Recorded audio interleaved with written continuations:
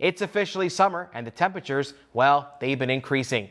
Everyone is going to be facing some form of heat challenge that could have serious impacts on health. Joining me is Professor of Kinesiology, Toby Mündel from Brock University. Toby, can you help us understand heat stress and how do we find relief from it this summer? I can try. I can start. I think what we need to do is we need to approach our summers like we approach our winters here in Canada, and we need to prepare for them and get messaging out to most people. We've been seeing some issues with wildfires, especially in Western Canada, but the heat in Ontario has really only been here for about 2 weeks. This trend, is it going to continue?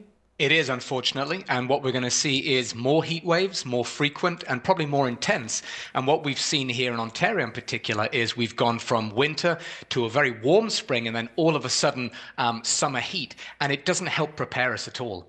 How do we prepare for this if there is an issue where you don't have an air conditioner in your house? How do you stay cool? Well, it's both an easy and a difficult answer. There are some things that we can do. The obvious things are stay hydrated, make sure you avoid the hottest parts of the day. If you can, retreat to some kind of cooler shade, whether that's inside or outside during the hottest part. That's difficult for some places like schools, for example. Workplaces provide AC, but schools and those that don't have air conditioning in their homes will struggle with this.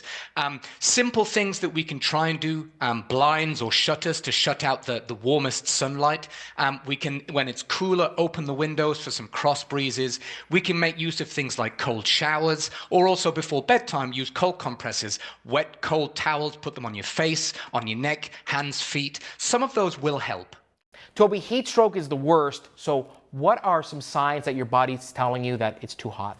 There are some obvious signs that most people would recognize, and that would be that people start to feel hot, uncomfortable. Usually you're sweating, you're irritable, probably you're not concentrating as much. So that's probably the first signs that you probably need to cool down, take a drink, find some shade.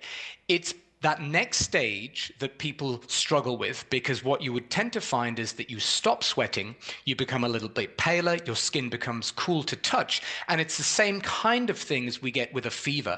We start to feel cold and then really hot. So if you're feeling very cool and clammy, that's probably a sign that things have gotten too far. Toby, you're doing some research. Can you expand a little bit on that? Yeah, sure. Well, what we're wanting to look at is we're wanting to look at some populations that have been underrepresented. The main one of those is females, women, which make up about half, just more than half the population, and they've largely been ignored. So we want to look at how heat and also physical activity interact in this population. We don't think that there will be a huge difference, but it's important that we actually get some information on this population. I think it's fair to say that when the region opens up cooling centers, don't be scared to take advantage of those. Is that right?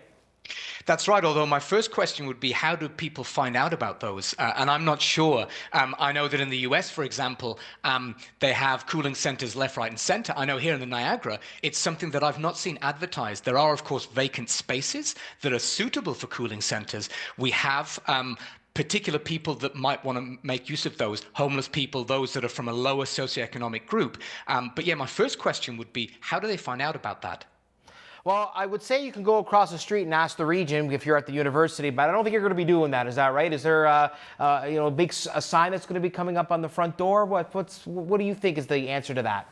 I think probably messaging is really important, and that's where we get voices such as experts, but also the region, the council. We look at various different bodies that have that messaging out there. We've got very powerful mechanisms, social media, radio, of course, and it's something that we need to use more effectively. Toby, from here, where's your research going? What we want to look at is how people respond to these extremes of heat, but also how they can prepare. So, for example, can you improve your fitness? Can you start to use things like saunas or hot baths to prevent some of the worst that we see, and in particular, some of the populations that we haven't previously looked at?